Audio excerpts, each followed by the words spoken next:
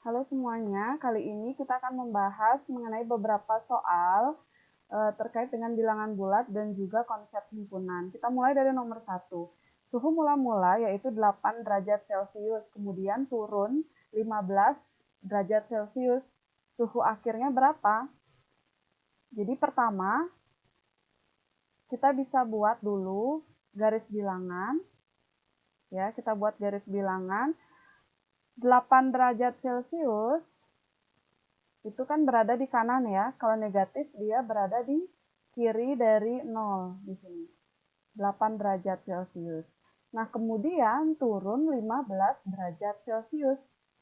Jadi, dari sini dia karena turun itu ke kiri 15 derajat ya.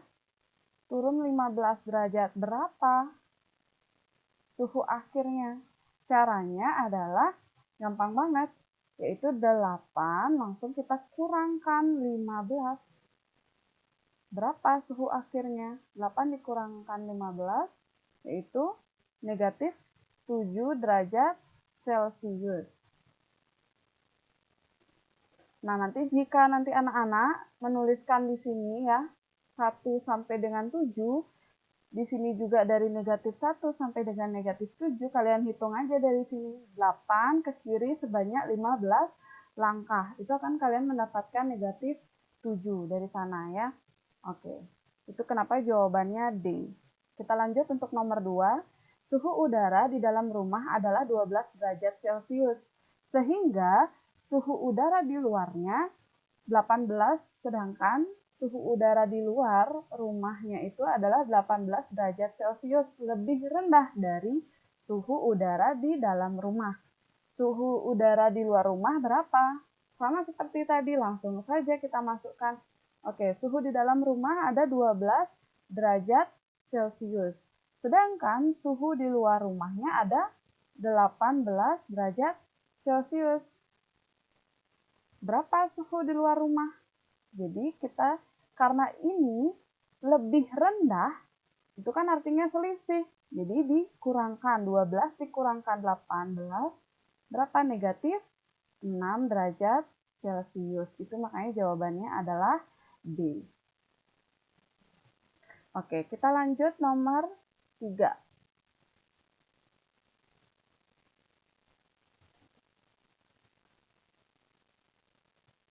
Nomor 3, suhu kota T adalah 25 derajat Celcius. Pada hari yang sama, suhu Q adalah negatif 5 derajat Celcius.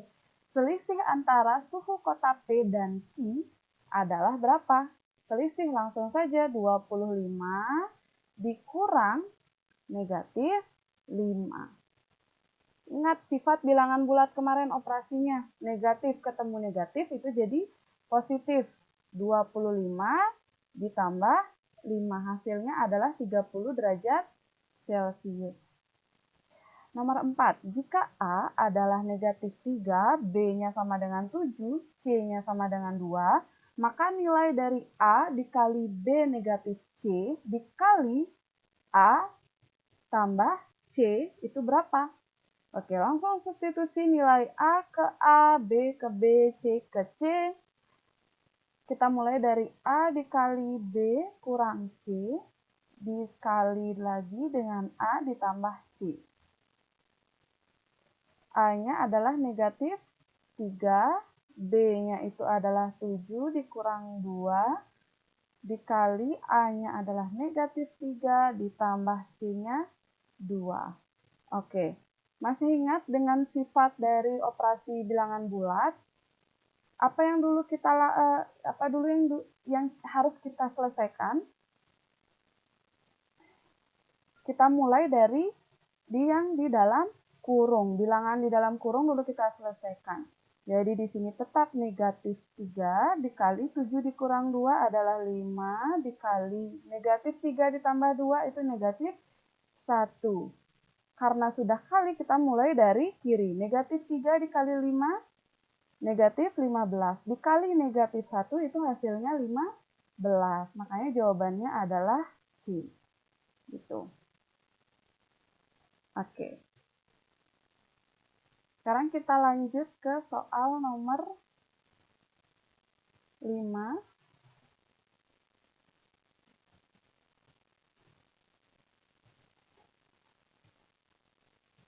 Oke. Jika P memenuhi persamaan 3P ditambah negatif 13 ditambah 22 sama dengan 0, maka nilai P adalah, nah diketahui persamaan 3P ditambah negatif 13 ditambah 22 sama dengan 0. Langkah pertama adalah sama seperti tadi, jika positif ketemu negatif hasilnya negatif, ya. Pengecualian untuk perkalian nanti. Oke, dikurang 13 ditambah 22 sama dengan 0. Kita selesaikan dulu yang sama. P ini kan tidak punya kawan, jadi tetap 3P. Negatif 3 ditambah 22 hasilnya berapa? 9. Berarti positif 9 kan ya? Yang mana lebih besar? Negatif atau positif? Positif. Makanya hasilnya di sini positif. 22 dikurangi 13 hasilnya 9. Ya, sama dengan 0. Oke, ruas kanan dan kiri kita kurangkan dengan 9. Atau kita bisa pindah, atau cara mudahnya adalah pindah ruaskan positif 9 ke kanan. Jadinya 3P sama dengan negatif 9. Berapa hasilnya? P sama dengan negatif 9 dibagi 3. P sama dengan negatif 3. Itu. Nomor 6. Jika A sama dengan negatif 15 dan B sama dengan negatif 3, maka nilai dari A per 4B adalah A-nya. Kita mulai dari sini ya. A per 4B sama dengan A-nya negatif 15 per 4 dikali negatif 3. Negatif 15 per 4 dikali negatif 3 adalah negatif 12. Lihat 15 dan 12 kita sama-sama bisa sederhanakan. Sama-sama bisa dibagi min 3. Negatif 3 dikali berapa biar hasilnya 15? 5. Ya. Negatif 3 dikali berapa biar hasilnya 12? Yaitu 4. 5 dan 4, apakah bisa lagi disederhanakan? Nggak bisa. Makanya hasil akhirnya adalah 5 per 4. Jawabannya adalah D. Gitu. Oke. Sekarang kita lanjut ke soal nomor 7.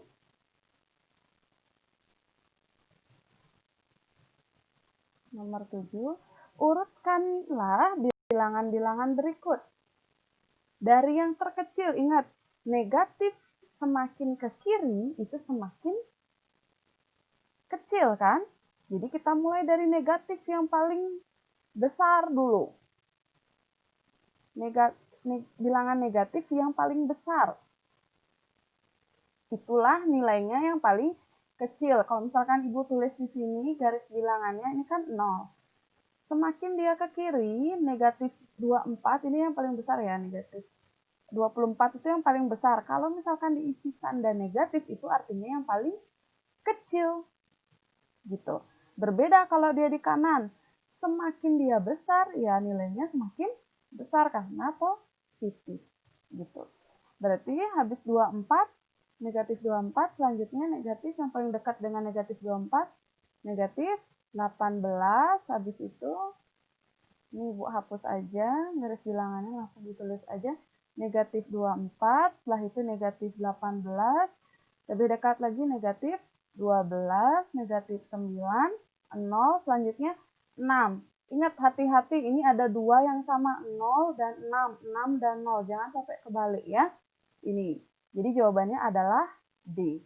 Selanjutnya, urutkan pecahan dari yang terbesar hingga terkecil pada pecahan berikut.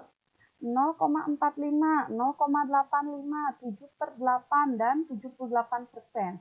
Oke, cara mudahnya adalah kalian bisa rubah bilangan desimal ini menjadi bentuk per 100.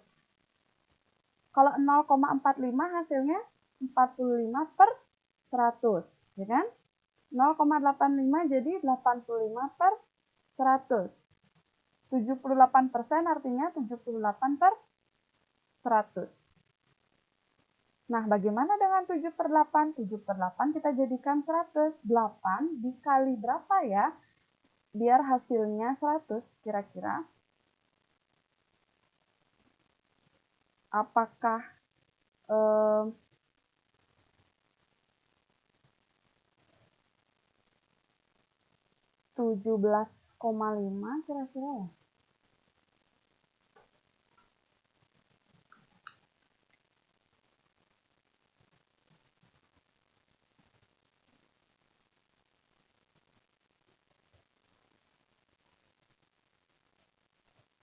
Oke, 7 per 8 dikali berapa biar hasilnya 100? Ya, 8 dikali berapa biar hasilnya 100? Yaitu, di sini kita bisa kalikan 12,5, 7-nya juga dikali dengan 12,5. Jika penyebutnya dikali bilangan sesuatu, pembilangnya juga harus dikalikan bilangan sesuatu. Ini 100 per 12,5 dikali 7 hasilnya 87,5 ya. Jadi jika diurutkan pecahannya dari yang terbesar adalah ini ya 87,5 yaitu 7 per 8. Nah, ini satu-satunya ya urutan yang pertama yang paling tepat. Jadi jawabannya adalah D. Gitu. Oke.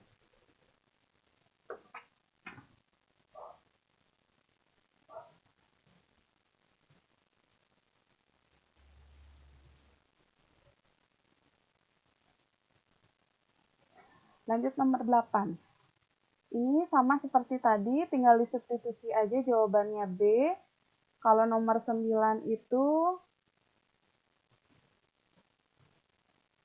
kalian harus ingat dulu ya. Jadi ini kan bilangan pecahan campuran ya. Jadi jadikan dulu dia pecahan biasa seperti yang di depannya. 3 per 4 dulu dibagi.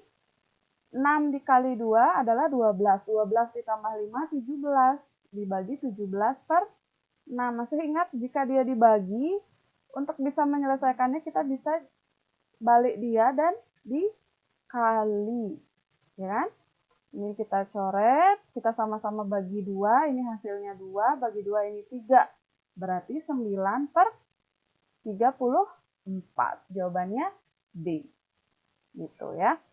Ingat, jika dia pecahan biasa, kalian rubah dulu bentuknya sama, baru bisa diselesaikan dengan pengoperasian bilangan pecahannya.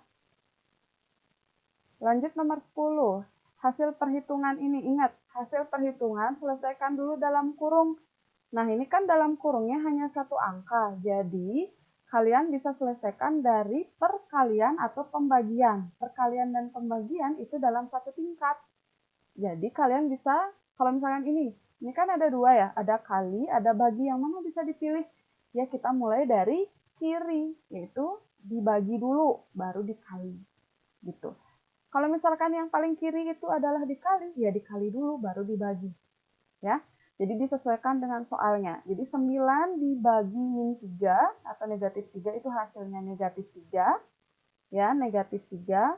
Dikali 2 itu hasilnya berapa? Negatif 6. Ditambah 10 itu sama dengan 4. Negatif ketemu negatif jadi positif. Positif 7 hasilnya 11. Selesai. Mudah kan? Oke, kita lanjut nomor 11. Nomor 11, nah pernyataan berikut yang benar. Ini hati-hati, ingat. Angkanya boleh besar. Kalau dia negatif, itu dia semakin kecil. Ini pasti kebanyakan yang salah adalah di A ini. Negatif 45 dibilang lebih dari negatif 20. Padahal negatif 20 itu lebih besar dari negatif 45.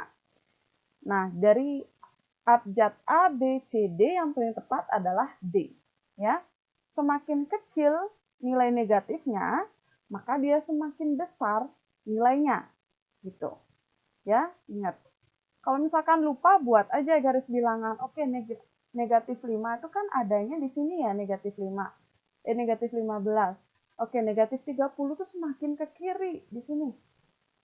Yang mana lebih besar, yang paling mendekati 0? Oke, 15 kan, negatif 15. Nah, inilah jawabannya. Ya, kalau lupa buat garis bilangan untuk mempermudah.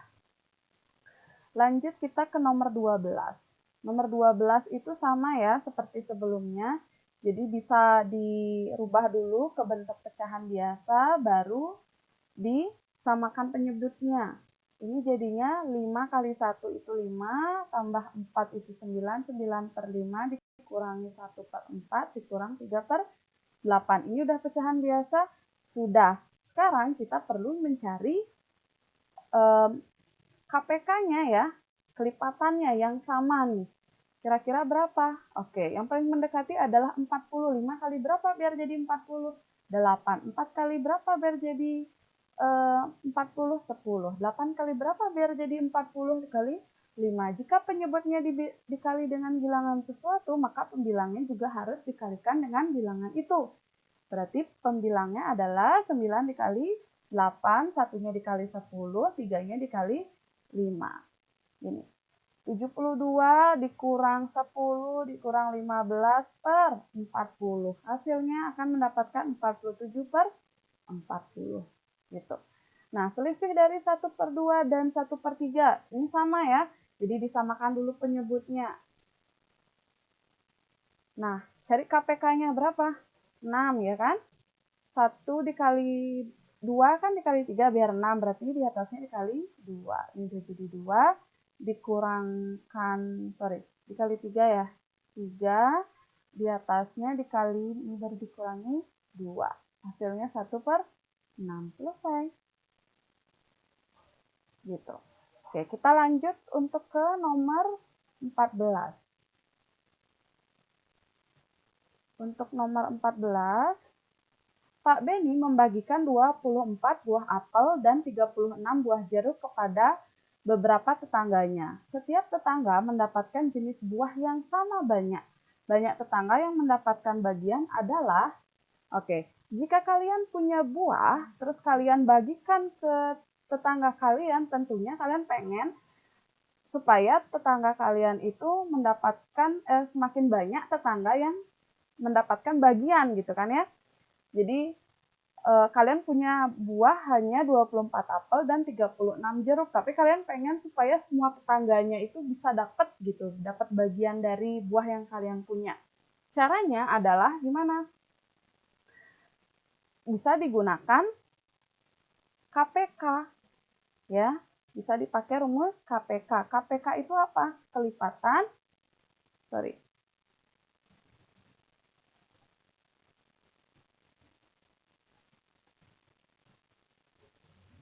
Jadi yang bisa digunakan itu bukan KPK tapi FPB ya. FPB itu faktor.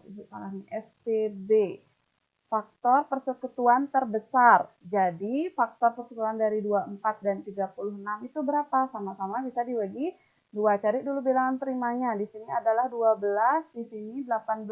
Sama-sama bisa dibagi 2. Berapa jadinya dibagi 2? Ini 6, ini 9. Sama-sama bisa dibagi 3, ini 2, ini 3. Oke, selesai sampai di sini.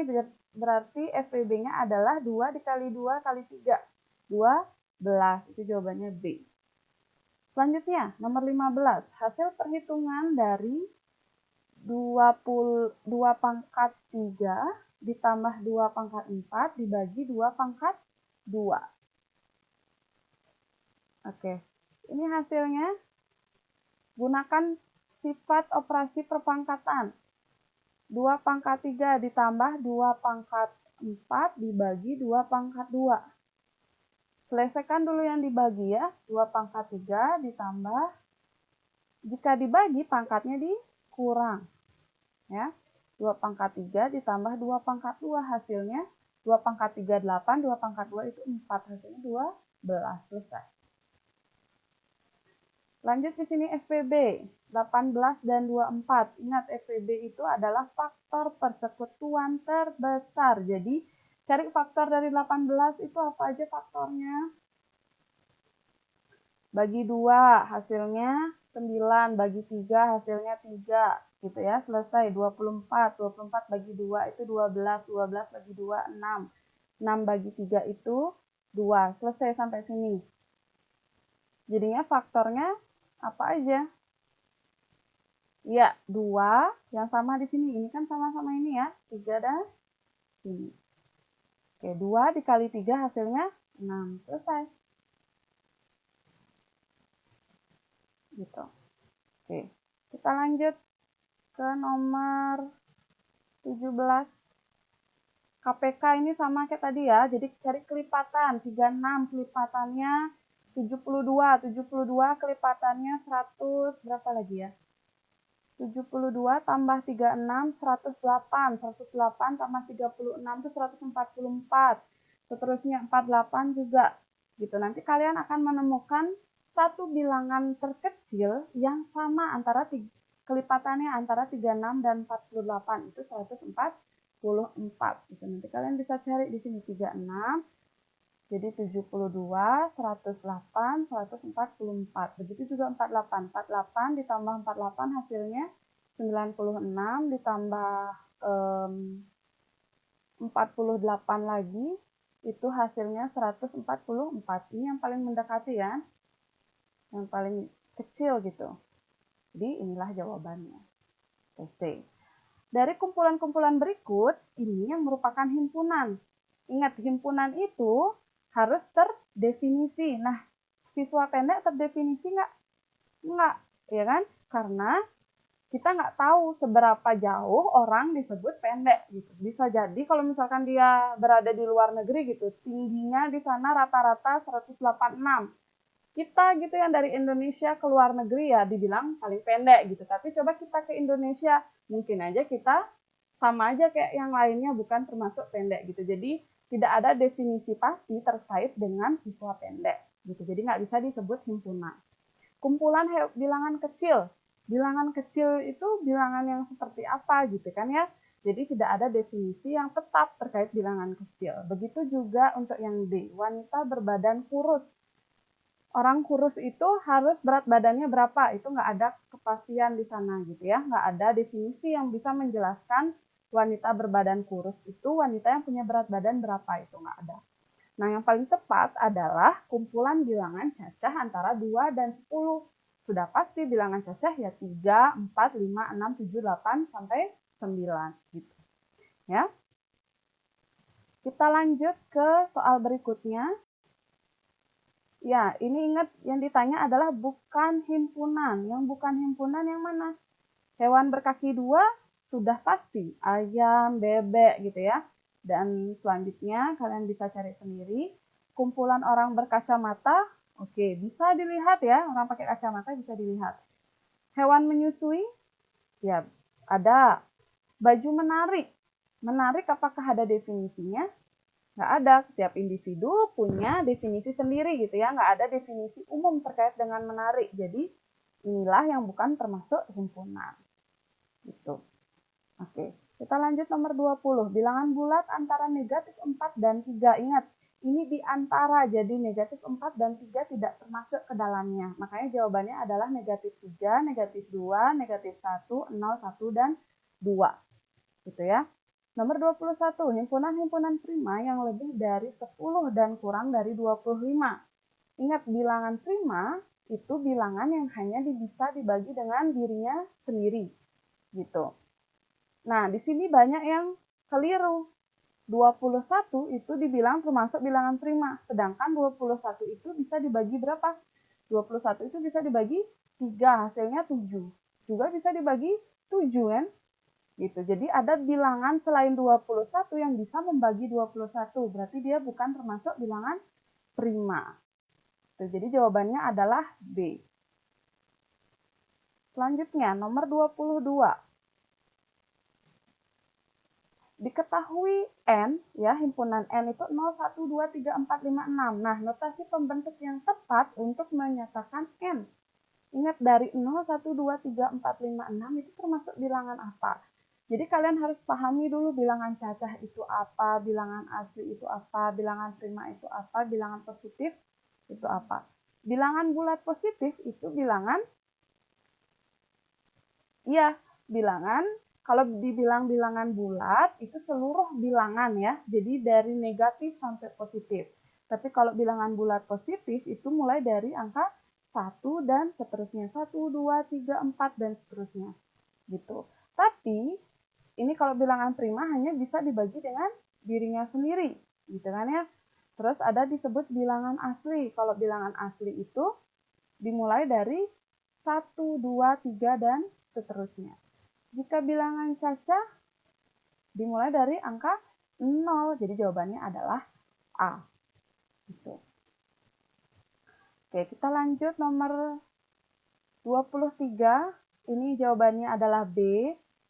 24, ingat X-nya lebih dari 7, kurang dari 21. Dia bilangan ganjil. Cari bilangan ganjil yang lebih dari 7 dan kurang dari 21. Itu jawabannya adalah B. Oke, nomor 25. Nah, ini pasangan himpunan yang ekuivalen atau sama. Pasangan himpunan. Himpunan yang ekuivalen itu artinya himpunan yang memiliki jumlah anggota yang sama, jumlahnya yang sama. Jadi antara PQRS, yang mana yang memiliki jumlah yang sama? Ya, P. Kalau P-nya itu punya 5, R-nya juga 5. Jadi itu adalah pasangan ekuivalen. Terakhir adalah nomor 26. P sama dengan huruf-huruf yang membentuk kata bandana. Banyak anggota himpunan P adalah Oke, untuk mencari banyak anggota himpunan itu tidak boleh terulang gitu ya, nggak boleh diulang. Jadi lihat huruf mana yang bisa membentuk kata bandana. Jadi D, A, N, dan D. Bagaimana dengan A yang lain, D yang lain, atau N yang lain? Itu tidak perlu ditulis gitu. Cukup yang bisa mewakili dari penulisan bandana. Jadi jawabannya adalah 4 anggota. Itu ya. Jadi ini silakan kalian pelajari kembali. Jika ada pertanyaan, bisa langsung di chat di kolom komentar atau di Google Classroom kalian masing-masing. Semoga menjawab dan terima kasih.